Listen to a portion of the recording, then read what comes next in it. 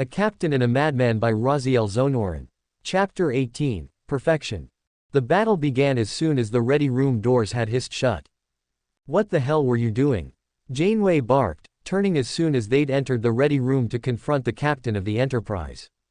"Offering you alternatives," Picard replied tightly, his voice quieter, but hardly submissive.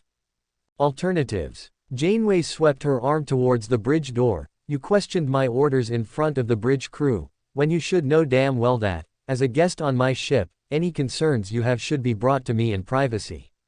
I expected you to declare mutiny right there and then."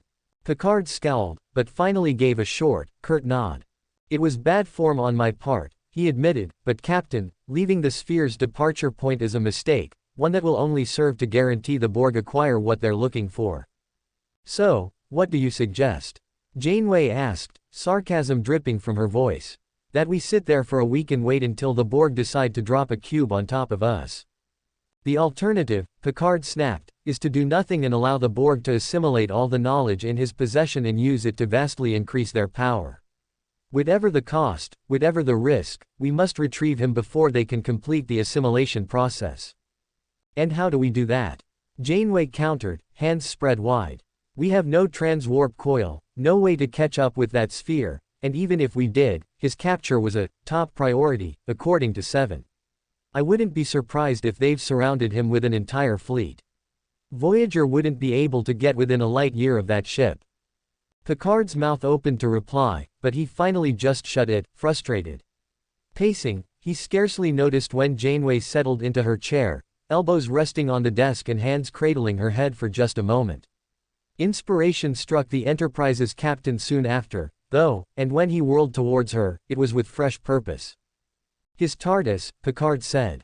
"Temporal Prime Directive be damned, I can't imagine the Starfleet of the future would have intended for the Borg to get their hands on all the Doctor's knowledge. If we can gain entry, somehow glean its controls, we could use it to intercept that sphere. Or, at the very least, sent you a warning a week ago so we'll both know to keep him locked in the brig."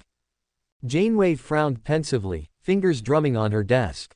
Trying to break into a highly advanced alien timeship was probably a bad idea. Trying to operate said vessel without any clear indication on how it functioned might well prove disastrous. But then again, if the Borg managed to tap into the Doctor's mind, could anything else be worse? "Very well," she agreed. "I'll have B'Elanna and an engineering team assemble in the shuttle bay. Hopefully we can find some way to gain access without resorting to force. In the meantime, I'll need you to remember anything you can about how he controlled the—" Before she finished her instructions, however, the EMH's voice piped through the comm speakers. "Doctor to Captain Janeway." Sighing, Janeway tapped her com badge. "Janeway here. Captain," the EMH said gravely, "I was just informed of the Doctor's captivity by Mr. Paris. As I am presuming that a rescue mission is unfeasible, I simply wanted to confirm whether or not I should discontinue my assignment." "Doctor, now isn't the—" She paused, blinked, then echoed, "your assignment." "What assignment?" Voyager's doctor paused as well, speaking a little more carefully. "The construction and calibration request the Doctor had given me to complete by 2100 hours. Janeway glanced at Picard. "Do you know anything about this?" Picard only shook his head, shrugging slightly. "Captain," the Doctor said, sounding more confused by the moment. "I was under the impression that I was working with your express knowledge and permission. I was assured as much by the Doctor before he went to attend yesterday's briefing." Janeway's fingers drummed on her desk, nails clicking against its surface as she tried to figure out just what the hell was going on. When the answers weren't forthcoming, she decided to chase them down herself. "Doctor," Voyager's captain interjected, climbing to her feet. "We're on our way down. Continue whatever you're doing until we get there." Janeway out. Picard fell into step behind her as they emerged from the bridge and headed straight for the nearest turbolift. Their quarrel was all but forgotten in the wake of this curious new puzzle. Dash dash dash dash dash dash dash dash dash dash dash dash dash dash dash dash dash dash. It was cold, dusty. The Doctor coughed as cloying particles filled his lungs, rolled with a groan, dazed, his eyes flickered open, reluctantly. Crumbling stone walls surrounded him on all sides. In a flash, he sat up, gasping for breath, eyes wide and flickering from side to side, his memories were a jumble, his mind racing with confusion and panic. Leaping to his feet, he staggered as his legs functioned only reluctantly, slumping against one of the walls. He tried to speak, to make some protesting sound, but the dust filled his lungs again, and he coughed, and coughed. The memories began to flicker back, slowly, as the coughing subsided. He remembered brutal years of the Time War, the seemingly inexhaustible Dalek fleet, the resurrection of the Master, countless horrors and travesties. And then the worst of it, knowledge of the Time Lords, plan to achieve victory. Their final sanction, and his desperate, likely insane plan to stop them. The Time Lords had learned of his plans, his pilfered weapon, and he had fled to his one remaining refuge. But he had been struck before he could escape, wounded critically before the TARDIS had taken him to the place he had hidden the weapon, an old Gallifreyan ruin on the edge of the Medusa Cascade. But even as he had sought to make the finishing touches, he had slumped to the ground, died. Regenerated. His hands lifted to brush across his scalp, and he was only mildly surprised to find that his formerly thick, plentiful hair had been replaced by mere stubble. His ears felt unusually prominent, and when he stood, he felt slightly taller, but any thought to adjusting to his new body, or even getting a look at his new face, faded as he glanced at the device that dominated the center of the ruins. It was little more than a bundle of wires, cables and components, salvaged from a half-dozen different races. It had taken him months to build, and even now a few pieces lay scattered about, needing to be slotted in. Thanking the fates that he wasn't missing anything, the Time Lord began to get to work finishing the machine. Only a few minutes into the task, he paused as a tingle of static energy buzzed through the air. Knowing what was coming, he turned just in time to see 10,000 glittering particles coalesce, forming a massive, semi-transparent head. The projection of President Rassilon flickered, solidified, then looked down at the younger Time Lord. Rassilon's translucent face frowned for a moment, confused. Doctor. So happens it is, the doctor replied coldly, and even his voice emerged differently, a northern Gallifreyan accent. One of your lads got off a lucky shot. I'd congratulate him with what time he has left. The president's expression darkened dangerously. Surely you cannot blame him, Rassilon scoffed. Your intentions for mass murder are. My intentions, the doctor echoed, actually bursting into disbelieving, bitter laughter. Don't play the victim, Rassilon, I know all about your final sanction, your plans for this universe. Then you should also know that the Daleks are spreading our forces too thinly, the president insisted. With the Skaro degradations, the horde of travesties, we cannot hold back our foes any longer. The final sanction is our only option, the only way to see that justice is done and that we preserve what matters. The doctor only snorted, turning his attention back to the device and starting to plug in a pair of cables.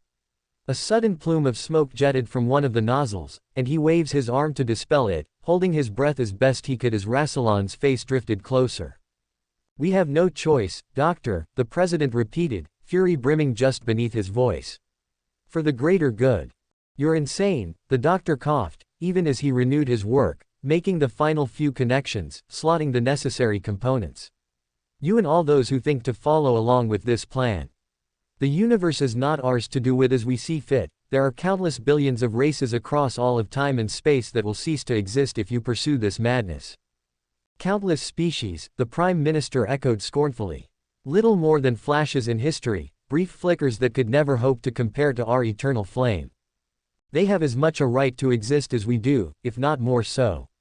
The doctor snarled, groaning as he turned one last component into place, then whirled around to confront his fellow Time Lord. Rassilon, we did battle with the Daleks so that we might prevent them from destroying all life.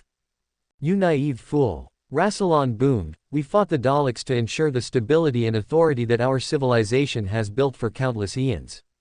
I will not allow you to send our cities crashing into the flames for the sake of a savage and primitive collection of infantile species. The doctor's eyes glittered as he leaned forward, hissing, fantastic. Stop me if you can.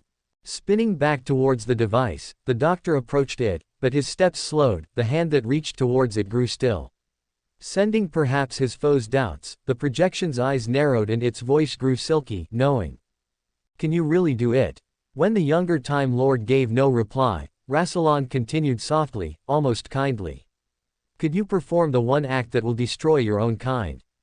Entire worlds, star systems, galaxies, the Medusa Cascade, snuffed out in an instant by that godless weapon you seek to wield, and your people consigned to oblivion for all time. And if I don't, the doctor snapped back, but something in his voice seemed reluctant. Everything, everyone will cease to exist. Irrevocably. You know not what would come after the end, the chiding voice replied. When the Daleks are no more, when we have once more reclaimed our status and dominance, we can seek to right the unfortunate but necessary wrongs perpetrated for victory. Join your people, Doctor, come with us into the glow of true enlightenment. The younger Time Lord gave no answer, as he had none. He had worked so hard, so long to make this happen, to find the one moment that could end things.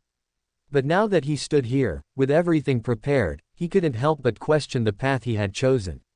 For a long, long moment, there was temptation. Temptation to submit, to return to Rassilon and rejoin his people. Temptation to stop trying. All at once, the doctor whirled around, sonic screwdriver aimed at the projection. Goodbye. Rassilon's face swelled in size and flashed as it advanced in a rush, bellowing. No. But as the doctor's screwdriver buzzed, the projection disintegrated into countless particles of light, fading into nothingness. Even as the projection faded, the doctor was approaching this technological child of his, and its heart, a small key, slotted into an interface, surrounded by diodes and cables. It had taken him months to construct a cradle that could harness it, and, as it turns out, it had even cost him one of his lives. All that effort, all the preparation, to harness an ancient Gallifreyan artifact. The great key of Rassilon. Ironic, that it would be used to destroy him. The doctor's hand closed around the small key, such a simple, tiny thing, his tongue flicked across his lips, and his eyes shut. Finally, decisively, he turned it. All at once, he could hear the moment beginning. The key began to pulse in his hand, and a low hum filled the very air, and every particle in the Time Lord's being. The weapon began to glow, brighter and brighter, and sparks filled the air as countless connections and cables overheated, but they each served their purpose long enough, and the hum began to turn into a high-pitched whine. Stumbling away from the weapon, the Time Lord had no thought of escape. No consideration for finding a way to avoid this fate. Slumping back onto the floor, knees lifted, head pressed between them, he closed his eyes and waited so very patiently to die with his brethren. But then, even as the whine became an unbearable shriek, another noise cut in. A low, familiar grind. No, he mumbled, even as the sparks and flames faded behind walls that shimmered into being around him, leave me with them. If he was heard, the plea was ignored, and the time rotor churned, his magic blue box whisking him away, even as the man inside shook and trembled and begged incoherently to be sent back. The interior shook and rocked from side to side, and all the while, beneath the misery, beneath the rambling sobs, some part of him listened to innumerable voices in his mind, crying out in fear, in pain. And then the TARDIS gave one tremendous shake, and all at once, the voices were silenced. He lay there, slumped on the deck just below the control column, for what felt like an eternity. But when the TARDIS gave one last, gentle tremble and the cloister bell sounded, he sat up all at once, eyes dry and darting from side to side. Climbing to his feet, each step uncertain, he slipped over to the door and pulled it open. He was greeted by near darkness, and a sharp, so very familiar scent. He could smell earth. Not just earth. He could smell earth. Tongue flicking across his lips, he slipped out of the TARDIS, scarcely noticing as the door slowly shut behind him. All around him were walls, with hard-packed dirt and stone and cement. He was underground, he could feel it. There were buckets around him, tools, machines, and a single rickety wooden staircase across the chamber, leading up into the light. Legs wooden, steps uneven, the Time Lord climbed them in a daze, eyes squinting as he emerged into the open air. All around him were unfinished walls, the mere skeleton of a building in progress. Nearly tripping on loose bricks and hard-packed soil, the doctor staggered out onto the sidewalk, ignoring the curious stares of pedestrians as he shuffled forward. They're all gone, he murmured, wandering aimlessly down Totter's Lane. He didn't know where to go. He had nowhere to go. I'm the only one left. Dash dash dash dash dash dash dash dash dash dash dash dash dash dash dash dash dash dash. The dream was broken as the sound of heavy, metal boots approached, groaning. The doctor's bleary eyes opened for the first time. Across from him, the sprawling expanse of a Borg ship's corridor, where he had been left unconscious, a pair of Borg drones were only now approaching him, and he couldn't hear the background hum of the scout ship's engines, suggesting they had reached their destination. Oh, right, the doctor coughed, and for a brief moment, he could have sworn he felt dust in his lungs. This is still happening. He grunted with a mixture of pain and irritation as unyielding, cybernetic arms gripped him under the armpits on either side, the pair of drones hauling him upright. A low hum filled the air, and the disorienting feeling of a transporter swept over the Time Lord for just a moment, his makeshift prison cell soon replaced with yet another unremarkable Borg corridor. Even so, he knew where he had likely been brought. He was, after all, apparently quite high on their priority list. Are we there yet? The Time Lord mumbled, slumping between the two drones as they marched him down one corridor after another. How about now? Sometimes he walked under his own power, but more often than not he was dragged along by the expressionless drones. The nanoprobes burned throughout his body, and the further into the complex he went, the more he could feel them stirring to life, infecting him bit by bit. Before his dazzled eyes, an implant burst through the skin of his left hand, spidery metal limbs stretching out from the puncture. "Ew," he murmured, and then, all at once, the cold arms had released him. Unable to fight gravity, the doctor plummeted forward with a pained grunt, falling face-first to the deck.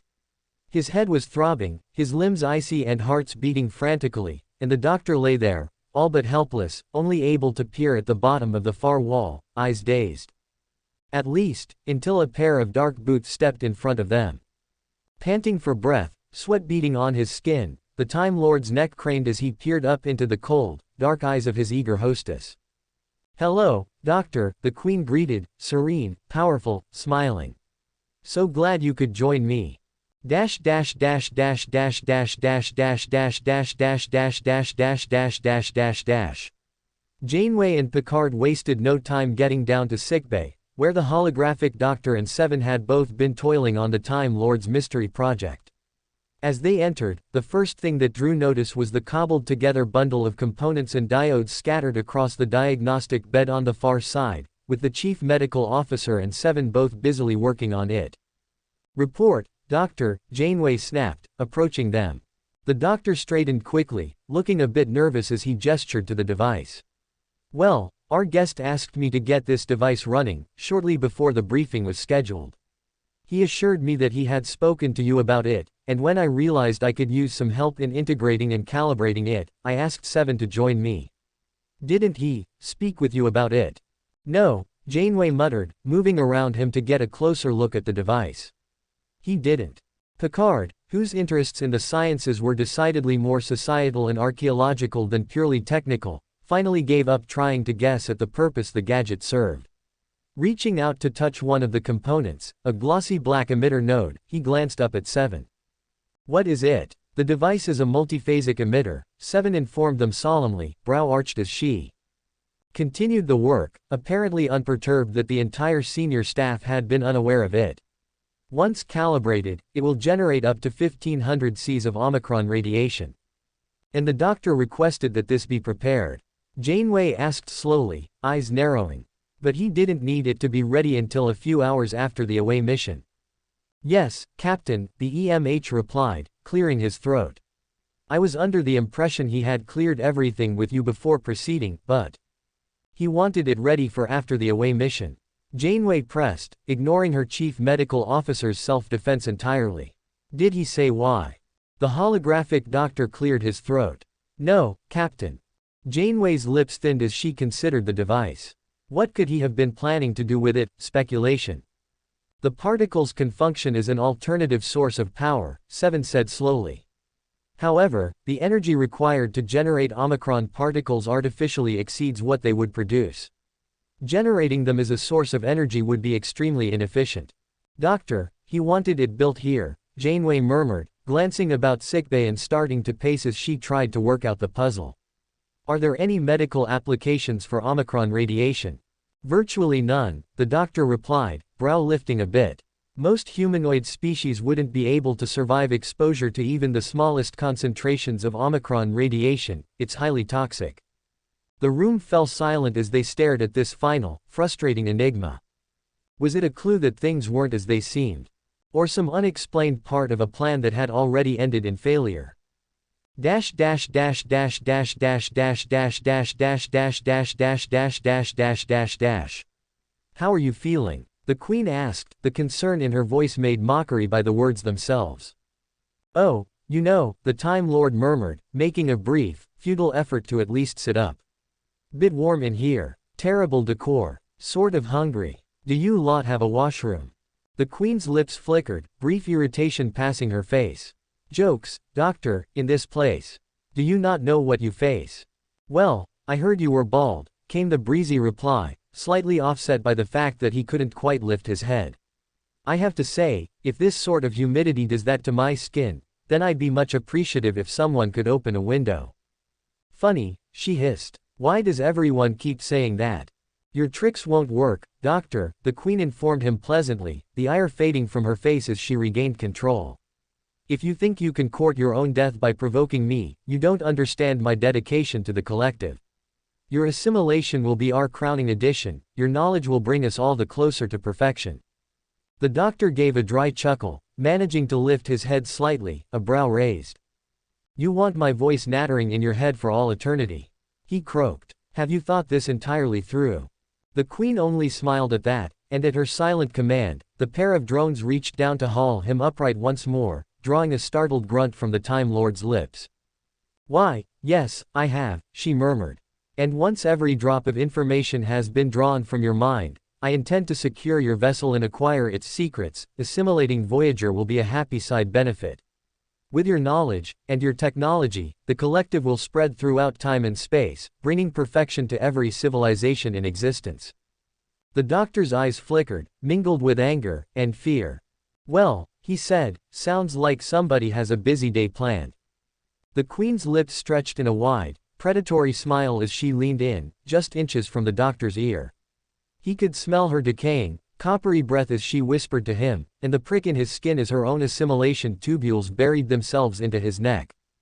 I do. So let's begin. And as she leaned away, the Time Lord felt her will focus upon the fresh dose of nanoprobes multiplying within his blood, and as the fire spread throughout every limb, he could only groan and slump forward in the drones, grasped, weak, vulnerable. Dash dash dash dash dash dash dash dash dash dash dash dash dash dash dash dash dash dash. Finally, it was Picard who spoke up. Doctor, he murmured, you said most humanoid species would be unable to endure exposure at any level. Would a Time Lord be as vulnerable to Omicron radiation?